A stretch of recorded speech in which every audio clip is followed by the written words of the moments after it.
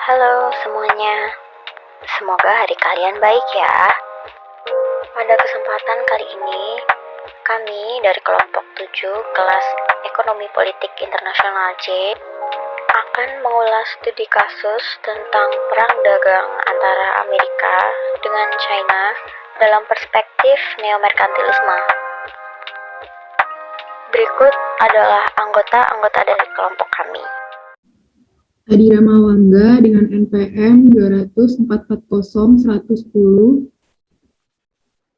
Tania Virus Wardani dengan NPM 20040101. Mariska Angelina dengan NPM 20044010022. Selanjutnya ada saya, Salsa Febiola dengan NPM 200440101035.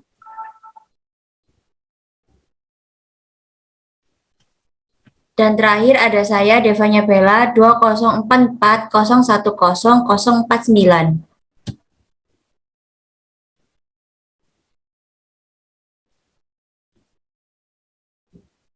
Next.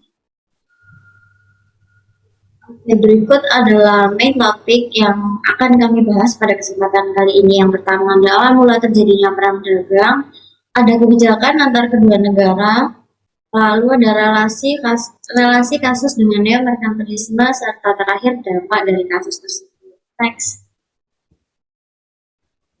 awal mula terjadinya perang dagang.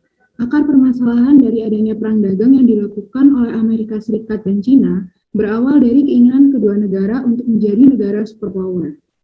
Ditambah lagi setelah Amerika Serikat keluar sebagai pemenang di Perang Dingin melawan Uni Soviet.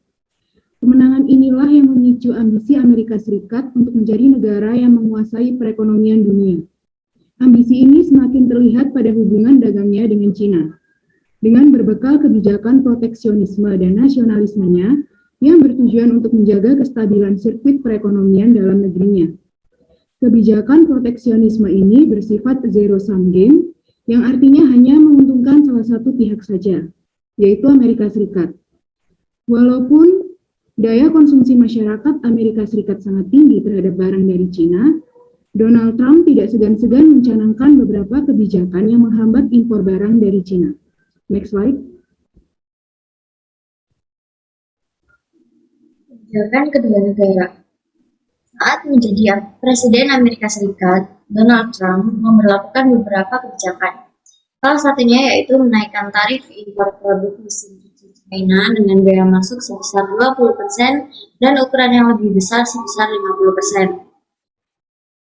Hal ini didasari oleh praktik perdagangan China yang tidak adil selama bertahun-tahun, termasuk pencurian kekayaan intelektual Amerika Serikat. China juga menerapkan kebijakan yaitu memberikan biaya tarif tambahan 106 produk Amerika Serikat sebesar 25%. China dan Amerika Serikat terus-menerus mencanangkan kebijakan untuk menaikkan tarif demi menghambat satu sama lain. Kedua negara tersebut juga akhirnya mengancam satu sama lain dengan melaporkan permasalahan tersebut ke WTO. Next slide.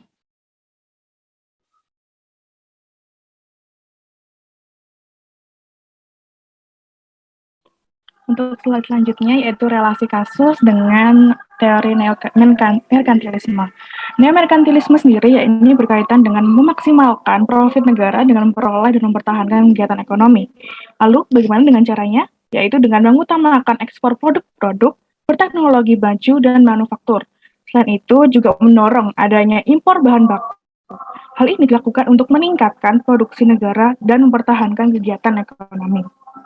Lalu, asumsi dasar dari neomerkantilisme dengan relasi kasus yang kami bawa yakni adanya kecenderungan negara untuk menjalankan suatu kebijakan yang menerapkan proteksi guna melindungi dan mendorong perekonomiannya untuk mencapai keuntungan nasionalnya. Kebijakan-kebijakan yang dicanangkan baik dari pihak Amerika Serikat maupun China merupakan bentuk nyata dari neomerkantilisme. Hal ini dapat dilihat dari Amerika Serikat yang pada akhirnya menerapkan kebijakan proteksionisme kepada China guna menekan laju barang dari China yang sudah banyak beredar di pasaran Amerika Serikat dan China yang secara tidak langsung melakukan praktek neomerkantilisme dengan kebijakan yang diterapkan yakni mengekspor barang dengan harga murah ke Amerika Serikat guna meningkatkan ekspornya.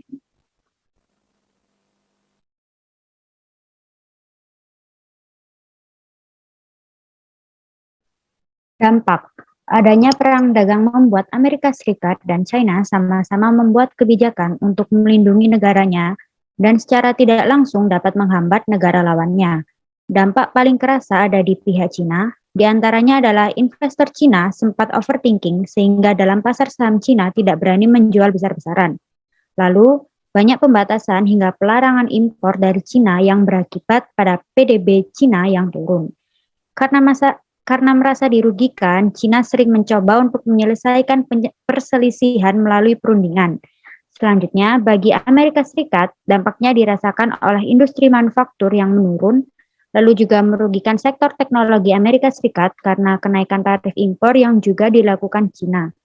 Tidak hanya itu, yang paling merasakan kerugiannya yaitu para pelaku usaha yang masih kecil dan baru memulai karena mereka harus menaikkan harga barang untuk menutupi biaya impor. Lalu dampak perang dagang Amerika Serikat dan China ini juga berdampak pada negara-negara di dunia. Pada tahun 2019, IMF menyatakan bahwa pertumbuhan ekonomi dunia menurun menjadi 3,0% dari yang sebelumnya 3,2%. Namun, ada beberapa negara yang berusaha untuk menarik sisi positif dari perang dagang yang dilakukan oleh AS dan China ini. Contohnya adalah negara Vietnam.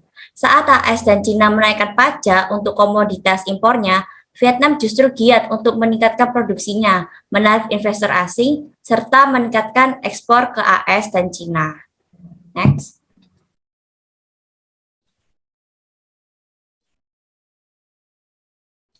Berikut merupakan beberapa referensi yang kami gunakan. Sekian pemaparan materi dari kami. Hope you enjoyed and learned something from this video. Terima kasih.